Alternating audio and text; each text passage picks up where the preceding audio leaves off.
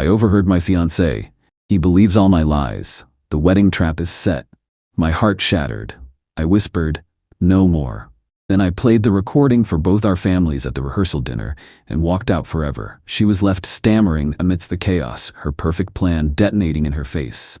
Original post I to him am still kind of reeling. Or maybe not. Maybe I'm just cold. 3 days ago I was blissfully, stupidly planning final details for my wedding to Pamela, 29F. 4 years together, engaged for 1. Thought she was it? My forever. LOL. Wednesday, came home early to surprise Pamela.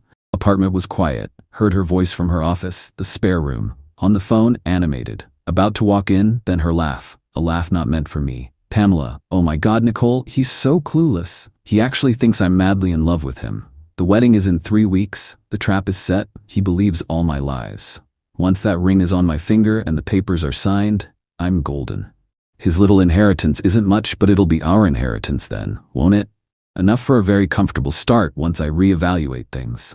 Another laugh. Blood like ice. Nicole, her best friend, her maid of honor. You're terrible, Pam. But seriously, that prenup he wanted you to sign, you dodged a bullet there. Oh, that. Yeah, cried my way out of that one. Said it was unromantic, that he didn't trust me. Worked like a charm. He's so eager to play house, he'd agree to anything. Bless his naive heart. He thinks this is about love. It's about security, sweetie. And honestly, a little bit of payback for every guy who ever wasted my time. This one will pay for it. Literally. My heart didn't just shatter, it imploded. Backed away, silent. Phone out, voice memo recording. Stood there as she detailed her perfect plan for 10 more minutes. Her plan, fake bliss for a year or 2, then a divorce, aiming for half of everything including my inheritance. The money from my grandparents I'd told her was for our future, our kids. She knew what it meant to me. Lies. It all clicked. Resisting the prenup I gently suggested. Her increased spending. Vague answers about her wedding cost contributions. I whispered, no more. Didn't confront. Pointless. Had her words. Saved the recording.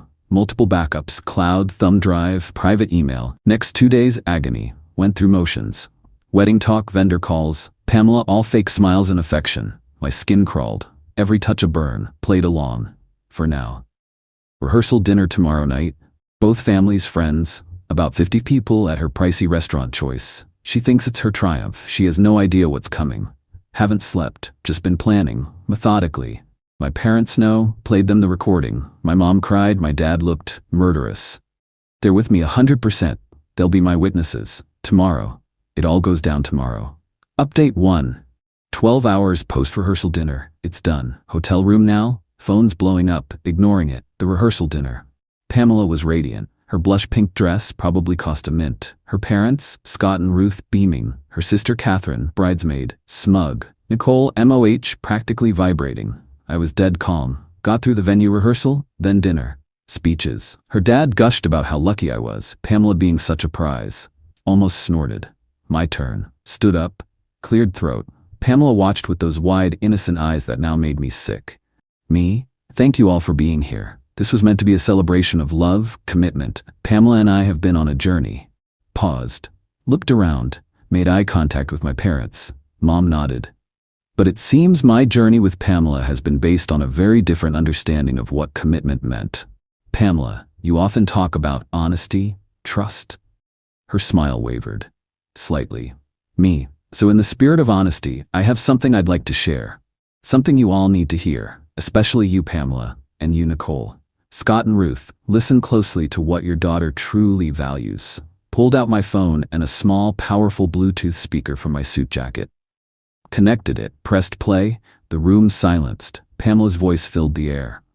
Oh my God, Nicole. He's so clueless. He actually thinks I'm madly in love with him. The wedding is in 3 weeks. The trap is set. He believes all my lies. Every word. Every calculated syllable, her boasts about the inheritance, the prenup deception, the payback, her laughter echoing, pin-drop silence. Then chaos. Pamela's face, confused, then horrified, then ghastly white. Nicole looked like she'd seen a ghost. Scott, Pamela's dad, shot up, sputtering. Ruth gasped, hand to mouth. Recording ended. A beat of stunned silence. Pamela shrieked, "Turn it off. That's not real. He's lying. He doctored it." It's real, Pamela. your voice, your words, your plan, recorded Wednesday in our apartment. Looked at her parents. I believe the term she used was wedding trap. Justin, what is the meaning of this? This is outrageous. The meaning, Scott, is that your daughter is a con artist. My son, thank God, found out before it was too late. We have verified copies of that recording. Pamela was full-on hysterics. It's a lie. He's trying to ruin me. Nicole, tell them it's not true. Nicole just stared, mouth agape, shaking her head slowly. I looked at Pamela. No anger left, just emptiness. The wedding is off, Pamela, obviously. Vendor contracts, deposits from my accounts, consider them forfeit. A small price for this lesson. Gifts will be returned. As for you, you have explaining to do to your family and your friends. Pocketed the speaker. Looked at my parents. We're leaving. And we walked out. The sound of Pamela screaming, her father yelling, guest gasps faded as the doors closed. Phone started ringing before the parking lot. Pamela, her parents, Catherine, Nicole, blocked. Vendors will be an issue. Lost deposits, cancellation fees. The apartment lease is mine, thankfully.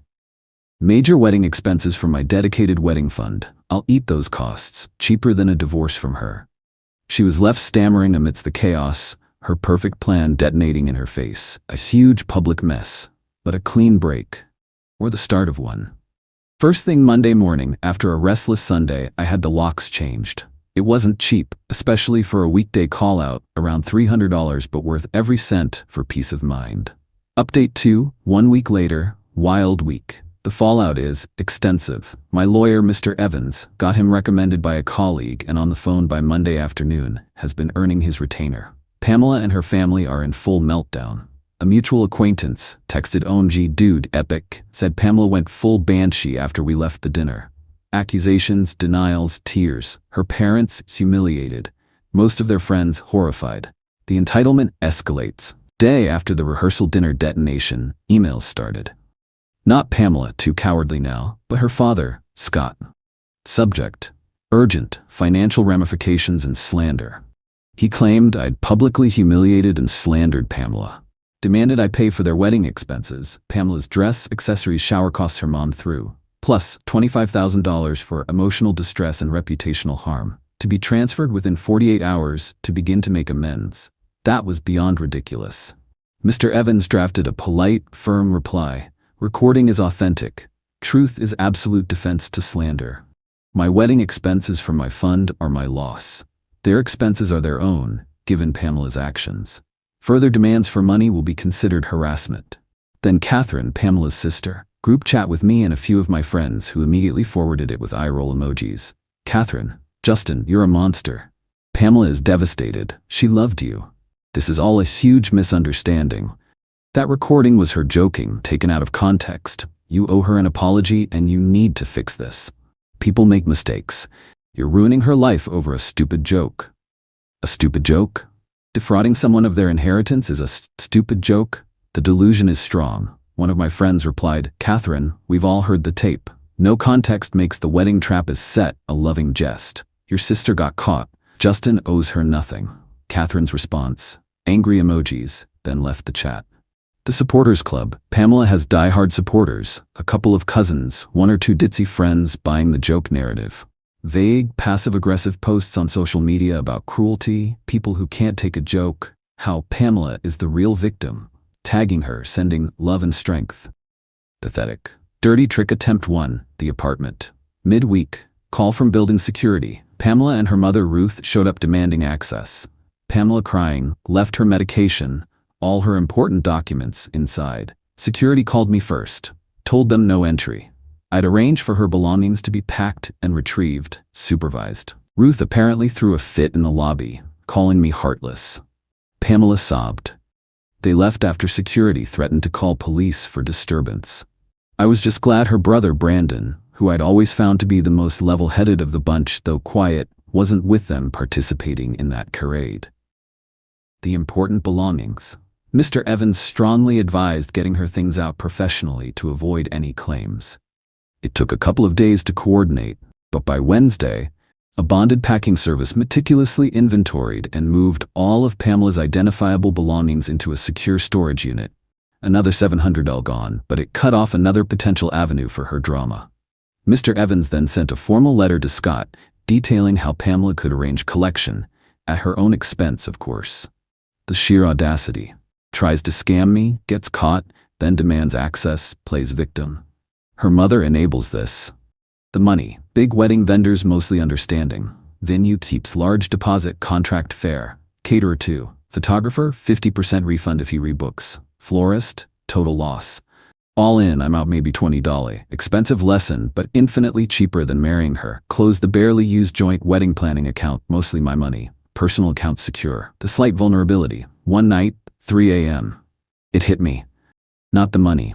The betrayal. 4 years, I really thought, well, does it matter? That person didn't exist. A performance, that hurt, for a bit. Then cool, steady anger and resolve. She's not getting another cent. No apology, no fixing this. She built this bonfire. I just lit the match, waiting for their next move. Sure, there'll be one. People like this don't slink away. Update 3 1 month later. Month since D-Day. Detonation day, lol. Dust mostly settled, but not before Pamela and co tried more desperate, entitled moves, and I gave them the consequences they deserved, satisfyingly. Legal threats fizzle. Scott's 25K demand and slander suit threats? Nowhere. Mr. Evans's response, reminding that malicious prosecution is a thing and playing the recording in my defense to concerned parties, our wedding guests, was legit, silenced Scott. Probably got actual legal advice, no case. Smear campaign intensifies, then backfires beautifully. Pamela, Catherine, and their flying monkeys ramped up the Justin is a cruel monster who misunderstood a joke campaign online. Vague posts became slightly more direct. Comments on my lockdown social media. Careful not to be directly libelous, just insinuating.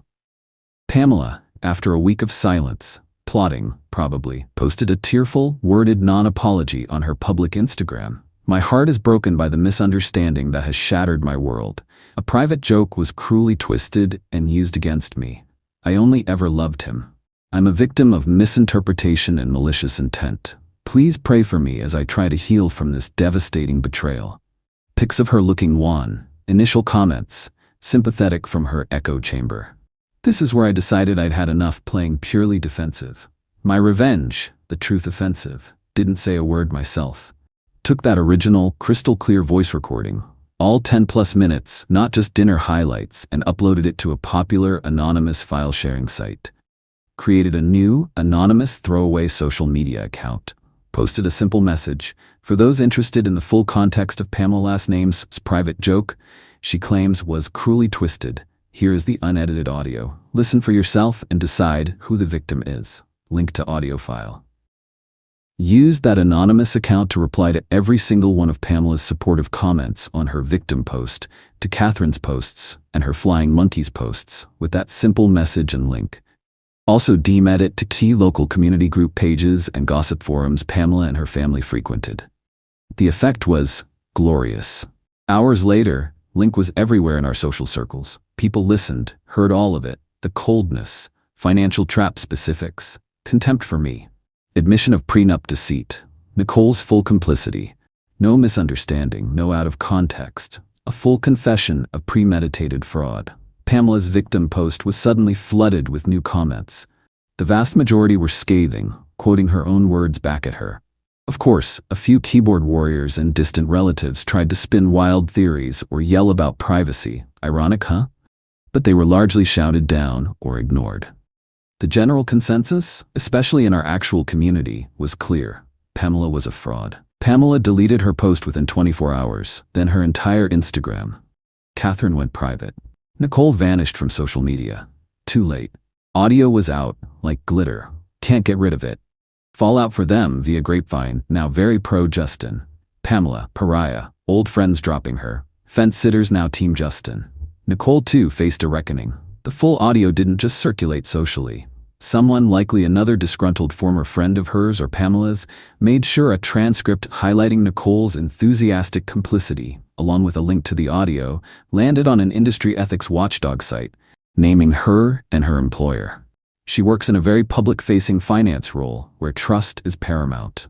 Last I heard, she was on indefinite leave, while her company investigated the serious allegations impacting client confidence. It sounded like career death, frankly. Pamela's parents, Scott and Ruth, humiliated. Their active community social standing took a massive hit. Sideways looks, questions about how they raised her, why they defended her. Catherine's fiancé's family heard audio, small town, serious second thoughts about their wedding. Serves her right. Belongings. Standoff ends. A couple of weeks later, Pamela finally arranged to get her things from storage. She didn't come, nor did her parents or Catherine. Instead, it was her brother, Brandon. As I'd always thought, he seemed genuinely mortified by the whole circus. He was polite with the storage company's staff, paid Pamela's outstanding fees without a word of protest, and just got it done. Final attempt. Guilt trip from Pamela's grandma. Sweet old lady I liked, Grandma Janet, called me, crying. Grandma Janet, Justin, dear, I know what Pamela did was wrong, terribly wrong, but she's my granddaughter. She's destroyed. Life ruined. Any forgiveness? A quiet apology. Would you consider taking down that recording? Only moment I felt a pang. Me, Grandma Janet, I respect you, but the recording is truth. Pamela planned to defraud me, lied, tried to ruin my reputation. Consequences are hers. Taking audio down won't change what she did, or protect others if she doesn't learn. Sorry she's hurting, but she caused this. Sighed sadly. I understand, dear, had to ask, ended politely. Sweetest revenge is living well, and them knowing it. I'm good, better than good. 20K loss stings, small price for freedom. Friends amazing, family rock solid, focusing on work, gym, hobbies. Pamela subtly discouraged. Best part, whispers. Pamela struggling for a job, word gets around. Family low profile, moved back with parents. Her perfect plan detonated, left a crater. She thought she set a trap for me. Turns out she was caught. Whole world saw her for who she is. That, my friends, is incredibly satisfying. No change of heart from her or core supporters, just silence, and I imagine a lot of bitter resentment. Good. Let 'em choke on it. I'm moving on. They live with the public shame of her actions. Real justice served.